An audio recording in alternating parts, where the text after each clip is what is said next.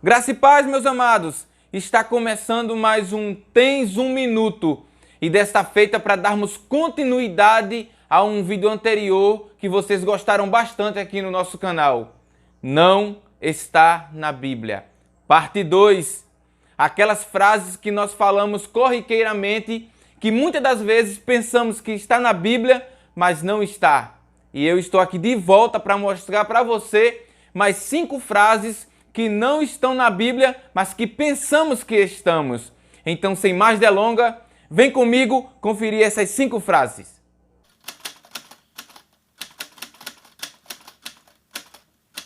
Antes de começarmos o nosso vídeo, deixa eu te dar uma explicação. Esse é o nosso segundo vídeo.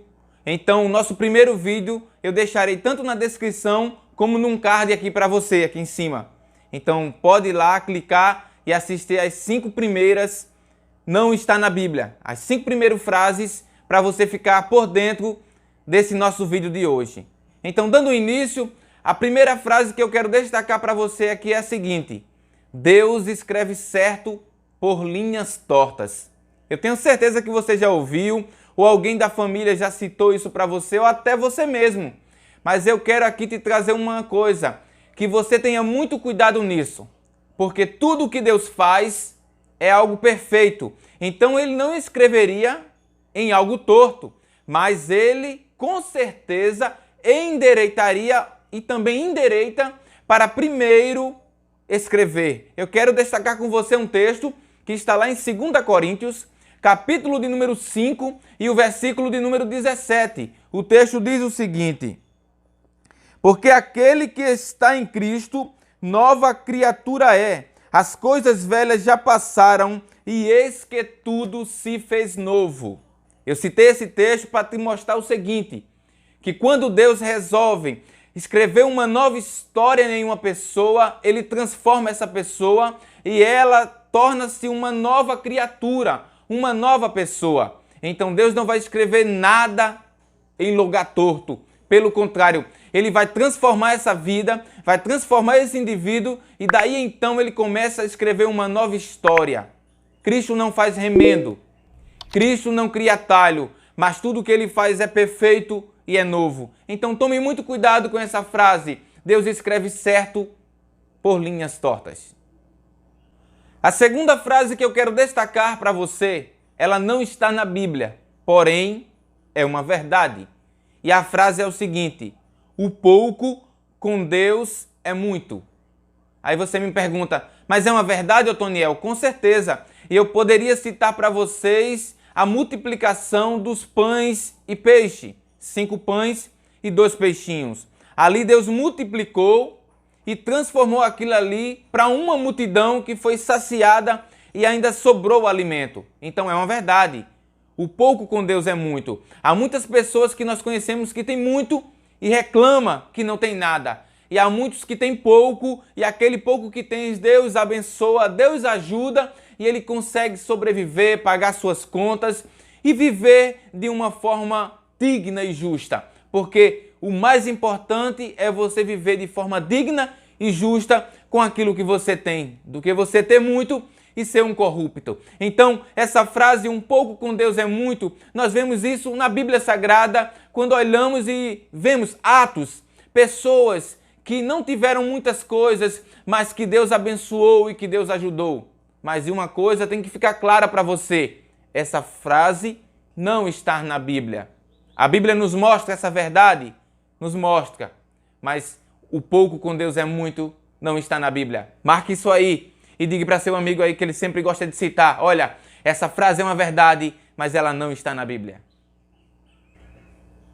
A nossa terceira frase é uma frase muito conhecida. E ela foi propagada mais ainda por uma música que você conhece muito, da Shirley Cavalhais. Não cai uma folha da árvore se Deus não deixar. Então, não cai uma folha da árvore se Deus não permitir. Isso é uma mentira, Otoniel? Não. Tudo tem a permissão do nosso Deus. Isso é claro. Mas essa frase não está na Bíblia. Eu quero ler para você um texto que chega próximo a esse entendimento. Está lá em Mateus, capítulo de número 10 e o versículo de número 29. o texto diz o seguinte: não se vende 2 passarinhos por um ceitil? E nenhum deles cairá em terra sem a vontade do nosso Pai. É claro que está falando aqui do nosso Pai celestial. Então, sabemos que todas as coisas são permissão do nosso Deus e Ele está no controle de tudo. Ele é que comanda, Ele é que governa tudo. Então, se eu falo que não cai uma árvore, que não cai uma folha da árvore sem a permissão do nosso Deus, isso não é uma mentira, é uma verdade sim.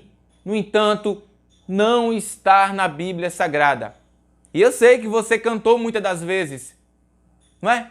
A Chile, tanto na igreja quanto na sua casa, com os seus colegas, porque foi um hino muito conhecido.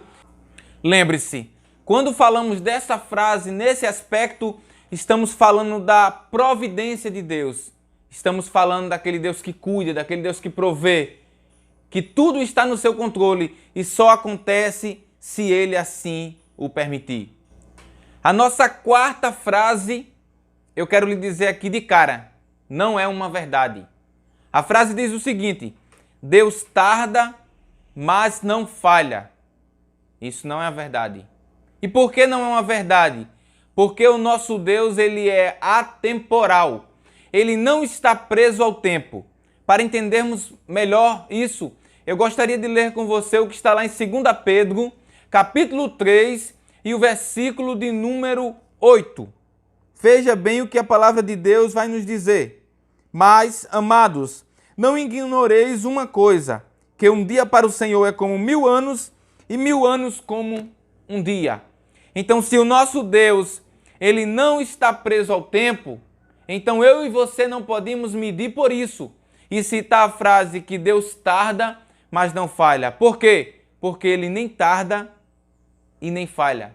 Então, não adianta você dizer que Deus tarda, mas não falha, porque alguém que tarda, às vezes pode falhar em um propósito a qual ele está indo.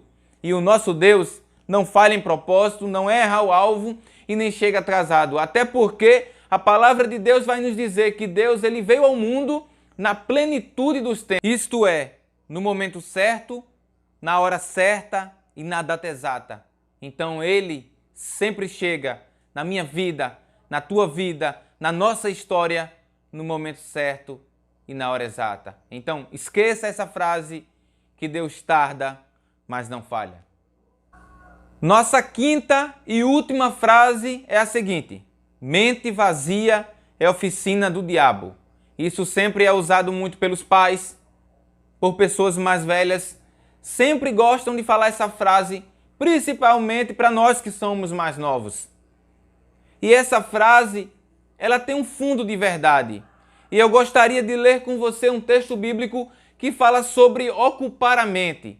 Está lá em Filipenses, capítulo de número 4 e o versículo de número 8. O texto diz o seguinte: quanto ao mais, irmãos, tudo que é verdadeiro, tudo que é honesto, tudo que é justo, tudo que é puro, tudo que é amável, tudo que é de boa fama, se há alguma virtude e se há algum louvor, nisso pensai.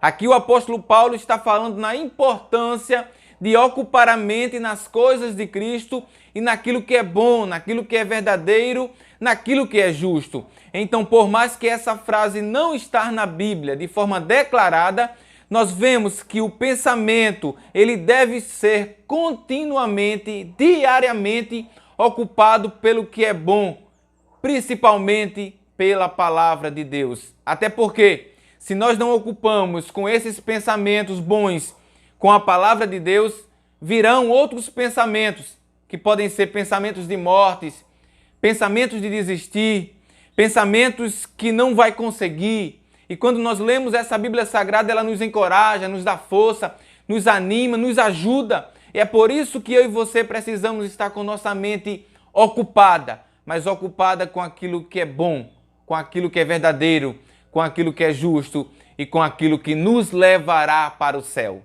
Que Deus nos ajude e que Deus nos abençoe e muito obrigado por ficar conosco.